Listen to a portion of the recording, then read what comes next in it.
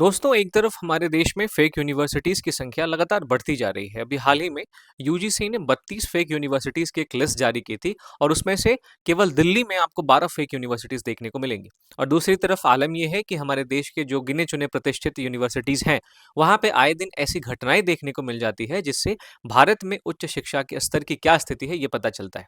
अभी हाल ही में कल की बात है, जेएनयू में 2 स्टूडेंट्स के गुट के बीच में एक हिंसक झड़प देखने को मिली।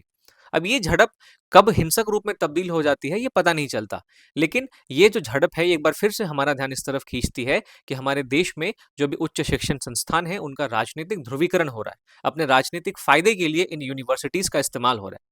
अब दोस्तों, हमारे देश में यूनिवर्सिटीज का स्तर क्या है ये आप क्यूएस की वर्ल्ड यूनिवर्सिटी रैंकिंग से पता कर सकते हैं। दरअसल क्यूएस की वर्ल्ड यूनिवर्सिटी रैंकिंग में टॉप 100 में भारत की एक भी यूनिवर्सिटी आपको देखने को नहीं मिलेगी।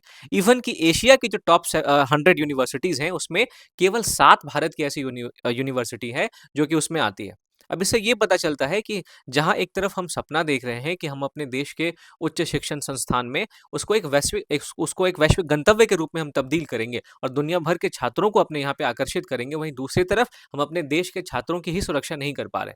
हम अपने देश के छात्रों के लिए ही यूनिवर्सिटीज का वातावरण ऐसा नहीं विकसित कर पा रहे हैं जहाँ पे वो बेहतर तरीके से अपनी पढ़ाई कर सके। क्योंकि अभी जेएनयू में जो घटना हुई है, बहुत सारे ऐसे विद्यार्थियों के ऊपर हमला किया गया जो कि सिर्फ लाइब्रेरी में पढ़ाई कर रहे थे। तो दोस्तों, देखिए, लोकतंत्र में वैचारिक मतभेद का होना बिल्कुल अच्छा है क्योंकि लोकतंत्र इससे निखरता है। लेकिन जब ये वैचारिक लड़ाई आप देखें पत्थर की लड़ाई में तब्दील हो जाती है तो इससे लोकतंत्र के अस्तित्व के लिए ही खतरा पैदा हो जाता है।